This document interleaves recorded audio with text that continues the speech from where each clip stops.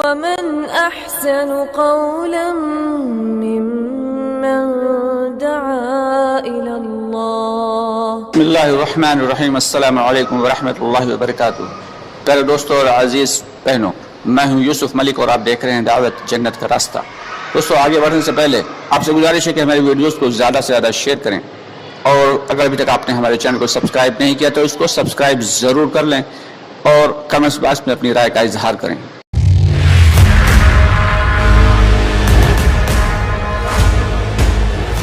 یہ شہزادیاں ہیں، خلیفہ کی بیٹیاں ہیں، خلیفہ بن عمر بن عبدالعزیز رحمۃ اللہ علیہ کی بیٹیاں. جب حکمراں ایماندار ہوگا، جب حاکم ایماندار ہوگا تو پھر رعایا خود بھی ایماندار ہوتی چلی جائے گی.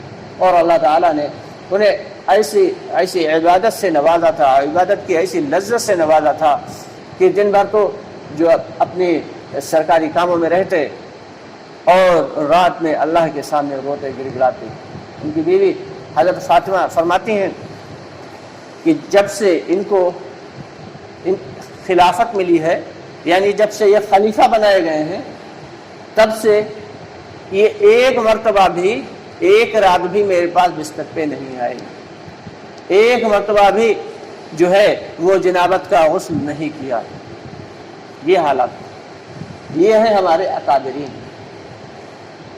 اور اس سے پہلے اگر دیکھ لیں دوسرے حضرت عمر رضی اللہ تعالیٰ عنہ، تو وہ بھی اپنے دور کے ایک زبردست قسم کے خلیفہ، اور ان کے بارے میں تو آج بھی ان کی کوئی مثال نہیں ملتی، ان کی کوئی مثال نہیں. کہ 22 لاکھ مربع میل کے اوپر اللہ رب العالمین نے انہیں خلافت دی تھی، حکومت دی تھی. لیکن معاملہ کیا تھا کہ ایک مرتبہ عراق میں ایک مرتبہ سیلاب آ گیا، تو فوراً ایک وفد بھیجا کہ جاؤ معلومات کر کے آؤ. ایک کمیٹی بنائی، بھیجی کہ کیا کچھ جانی مالی نقصان تو نہیں ہوا. تو وہ کمیٹی کے لوگ آئے عراق میں، باقاعدہ دیکھا، معلومات کی، تو پتہ چلا کسی کا کوئی جانی نقصان نہیں ہوا، صرف ایک کتا سیلاب کی زد میں آ کے مر گیا. تو حضرت عمر رضی اللہ عنہ بے تحاشا روتے تھے کہ اللہ رب العالمین نے اگر کل ہم سے پوچھ لیا کہ تیری حکومت میں ایک کتا مر گیا سیلاب کی زد میں آ کے، تو بھلا میں کیا جواب دوں گا.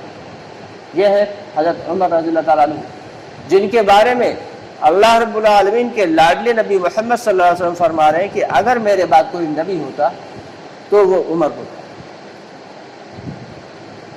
اور جن کے بارے میں اللہ رب العالمین نے ایسے ان کو علم سے نوازا تھا. حضرت حضور پاک صلی اللہ علیہ وسلم نے ایک مرتبہ خواب میں دیکھا کہ حضرت عمر رضی اللہ تعالیٰ عنہ نے جو ہے دودھ پینا، حضور پاک صلی اللہ علیہ وسلم نے جو دودھ پیا، اور پینے کے بعد پھر وہ حضرت عمر رضی اللہ عنہ دے دیا، اور پھر انہوں نے پیا، ایک بار پیا، پھر 2 بار پیا، پھر 3 بار پیا. اتنا زیادہ پیا کہ فرماتے ہیں کہ مجھے اپنے ناخنوں سے بھی دودھ کی سیرابی کے آثار ظاہر ہوتے نظر آنے لگے. تو اس کی تعبیر بتائی اللہ کے نبی صلی اللہ علیہ وسلم نے کہ میرے علم میں سے بہت سارا علم جو ہے عمر کو دیا گیا ہے. ایسے بصیرت والے صحابی. اور جب آخری وقت آیا، جب موت کا وقت آیا، تو اپنے بیٹے سے کہا مجھے بستر سے نیچے لٹا دو. چنانچہ ان کے پلنگ سے، ان کے بستر سے نیچے لٹا دیا، اور وہ اوندھے منہ ہو کے اپنے چہرے کو زمین پہ رگڑنے لگے اور کہنے لگے کہ یا اللہ مجھے معاف کر دے، یا اللہ مجھے معاف کر دے. اب ان کے بیٹے نے کہا آپ تو اتنے نیک آدمی ہیں، آپ نے تو اتنے جو ہے اللہ کے راستے میں جو ہے وقت لگایا، اور آپ نے اتنی جو ہے بہادری کے ساتھ جو ہے یہ خلافت سنبھالی، آپ کو بنا کیا ڈر ہے؟ آپ کے لیے تو اللہ نے وعدہ کر لیا ہے جنت میں جانے کا. کہنے لگے کہ میرے گناہ اتنے زیادہ ہیں، کیا پتہ میری کسی گناہ کی وجہ سے میری پکڑ نہ ہو جائے.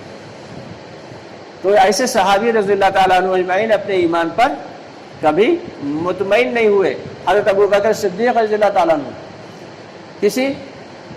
کسی جانور کو دیکھتے تو کہتے کاش کہ میں ایک بکری ہوتا، کاش کہ میں ایک پرندہ ہوتا، اور یہ فرماتے کاش میں ایک گھاس کا تنکا ہوتا۔ اور مرتبہ کیا ہے کہ حضور پاک صلی اللہ علیہ وسلم کے بعد جو منتخب کیے گئے تو حضرت ابوبکر صدیق رضی اللہ عنہ کو منتخب کیا گیا، یعنی انبیاء کرام کے بعد اگر کسی کا درجہ ہے تو وہ سیدنا حضرت ابوبکر صدیق رضی اللہ تعالیٰ عنہ کا درجہ ہے۔ سارے عالم میں انبیاء کرام کے بعد اگر کسی کا درجہ ہے تو سیدنا حضرت ابوبکر صدیق رضی اللہ عنہ کا درجہ ہے۔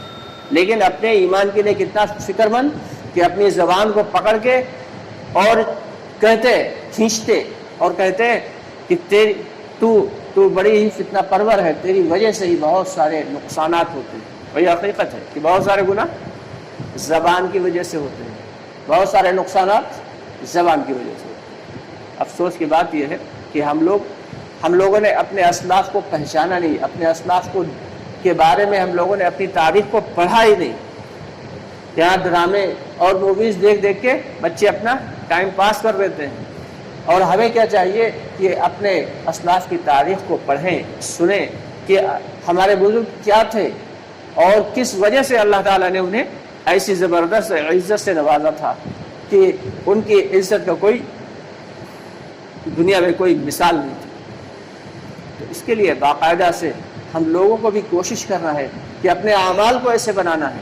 فرماتے ہیں کہ جیسے جیسے ہم اللہ کے حکموں کو پورا کرتے چلے جائیں گے، اللہ رب العالمین اپنے وعدوں کو پورا کرتے چلے جائیں گے۔ جیسے جیسے ہم اللہ کے حکموں کو پورا کرتے چلے جائیں گے، یعنی جیسے جیسے ہم اللہ تعالیٰ کے احکامات کو صحیح طریقے سے بجا لائیں گے، نبی پاک صلی اللہ علیہ وسلم کی سنتوں کے مطابق عمل کرنے لگیں گے، ویسے ویسے اللہ تعالیٰ اپنے وعدوں کو پورا کرتے چلے جائیں گے۔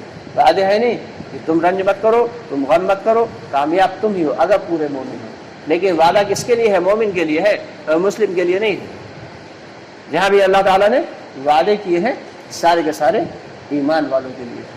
آج ہم صرف مسلمان بن کے رہ گئے، ایمان ہمارے دلوں سے نکل گیا، ایمان کی حلاوت، ایمان کی چاشنی ہمارے دلوں میں ہے ہی نہیں۔